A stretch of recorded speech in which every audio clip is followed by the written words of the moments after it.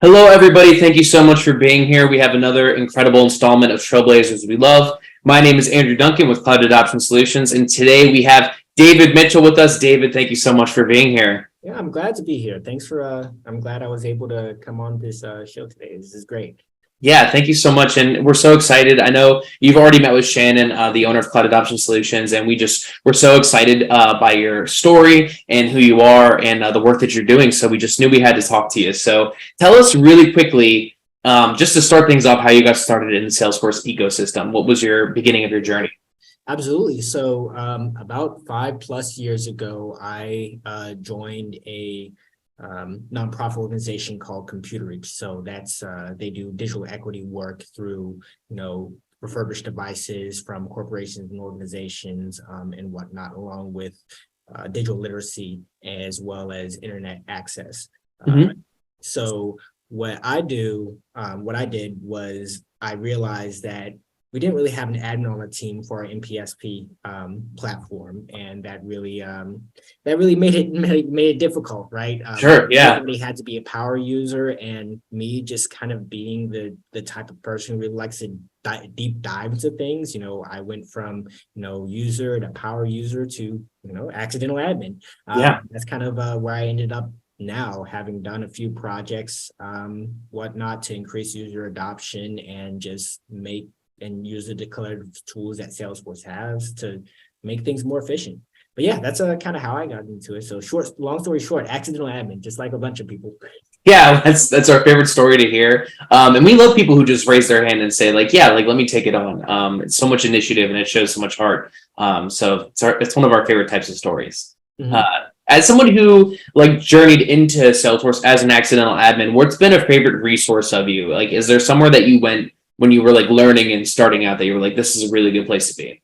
Yeah, so obviously there's Trailhead, but a YouTube channel that I don't hear talked about a lot is this YouTube channel called Apex Hours. I'm not sure if you're Okay. familiar.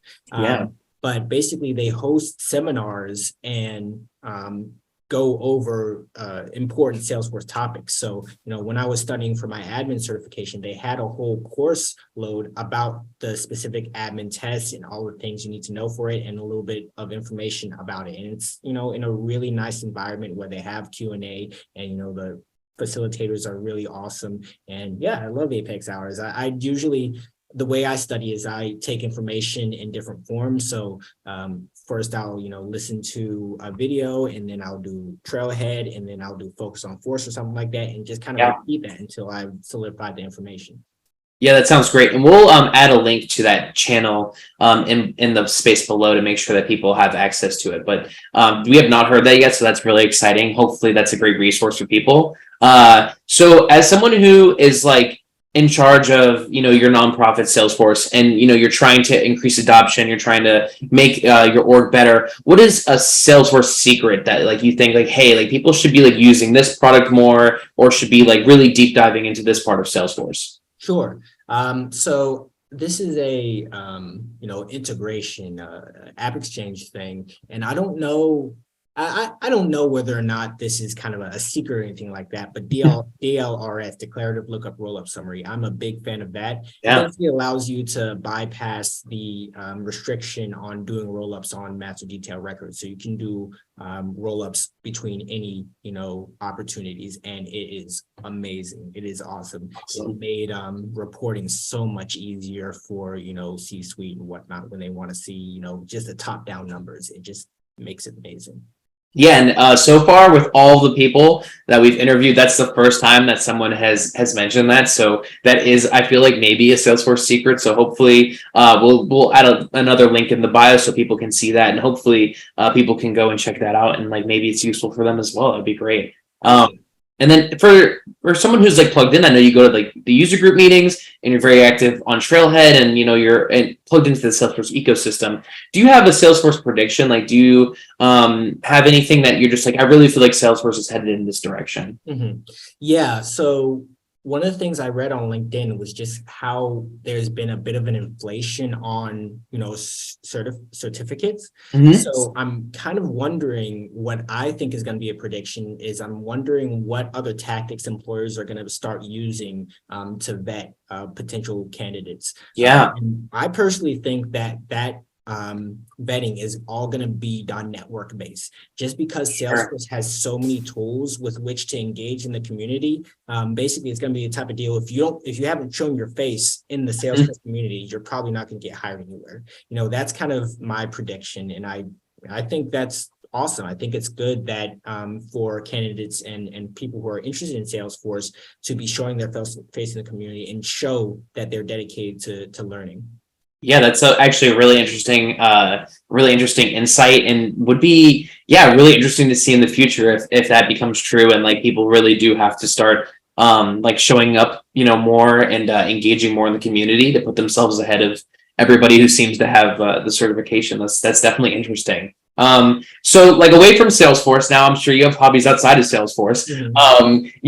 Give us a recommendation. Like, what are you into lately? Is there like a book you're reading? Like, what are you like into right now? Sure. So, those kind of, cult movies on Netflix, Sure. that kind of documentary. So not that, but there's specifically a podcast called Sounds Like a Cult, ran by a woman named Amanda Montel. She basically goes into deep dives into social phenomenon that resemble cults, Wow. And she kind of makes comparisons between these social phenomenons, these social groups, and typical cult tactics. And, Sure. I don't know if that's a weird thing or not to like, but no, it's very interesting. Yeah. I love it's kind of like from a sociology perspective, looking at how these social phenomenon are similar to cults in some ways, like Apple, Disney, things like that. Absolutely. Yeah, that Apple has literally marketed themselves as kind of a cult in the first place, right? Yeah. So I think that's really interesting. Yeah, especially like being in the tech sector, I think we can see like the way that leaders, especially CEOs, not to name any names out there, but they definitely seem to get these like cult followings. They really do. So that's a really, really interesting thing. I'll have to check that out. It sounds really interesting because the world is very interesting around us, and definitely there is some cult-ish behavior outside of cults in America, definitely, and around the world probably. So I'll have to check that out. We'll put a link to that as well so people can check it out, give it a listen, and maybe learn something super crazy that's new to them.